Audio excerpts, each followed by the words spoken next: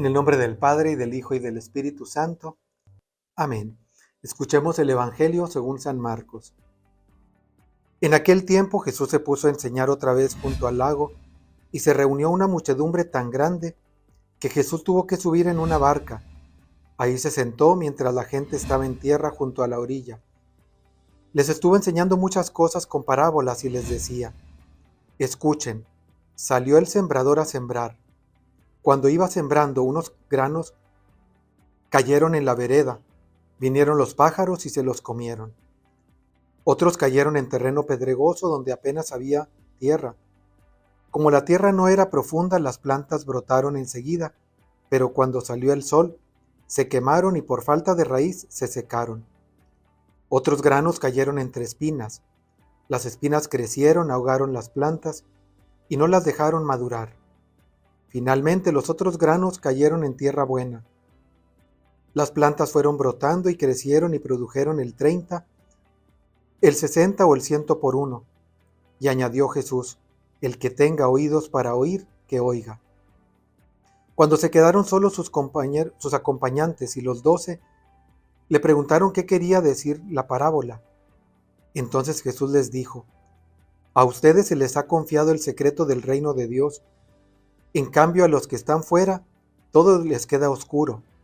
Así, por más que miren, no verán, por más que oigan, no entenderán, a menos que se conviertan y sean perdonados.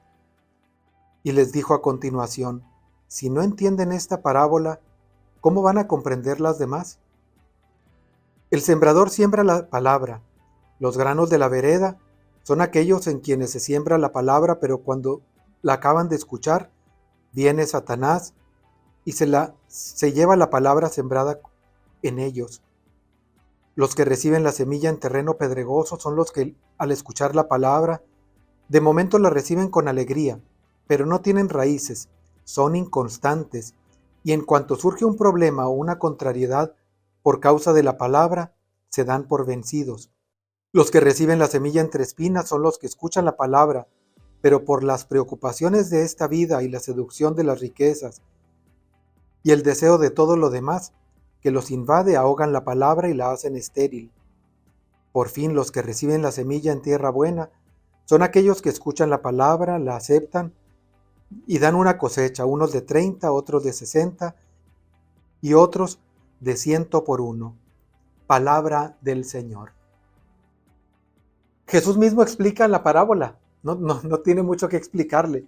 Yo lo que diría es: ¿qué tipo de tierra eres? ¿Inconstante? ¿Te desanimas fácilmente? ¿Te ocupan mucho las preocupaciones de esta vida? La palabra de Dios es la misma para todos y tiene un potencial grandísimo para nuestra vida, pero debemos darle su lugar. Cuando siembras una semilla, tienes que mantenerla, removerle un poco la tierra, mantenerla hidratada, humedad suficiente para que germine, tenerle los cuidados adecuados. Igual la palabra en nuestra vida. Si conozco al Señor, si conozco su palabra, tengo que cuidar, mantenerme reflexionando en ella, porque no por un momento que me acerque a la semana, a la misa, con eso voy a sobrevivir. Sí, es el alimento de la palabra, de la Eucaristía, pero tenemos que continuar nutriéndonos y cuidando para que dé frutos de santidad en nuestra vida. Que cuidemos ese don, ese regalo de la fe que nos fue dado el día de nuestro bautismo, que cuidemos todos los regalos que el Señor nos ha dado, sí, del bautismo, de la Eucaristía, los sacramentos, la gracia santificante que recibimos cuando nos confesamos.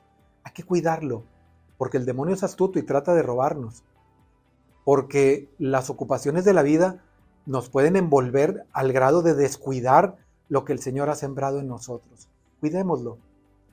Y la felicidad llegará a nuestra vida y la santidad se manifestará. ¿Por qué? Porque es lo que estaremos sembrando y cuidando en nuestra vida. Y la bendición de Dios Todopoderoso, Padre, Hijo y Espíritu Santo, descienda sobre ustedes. Amén.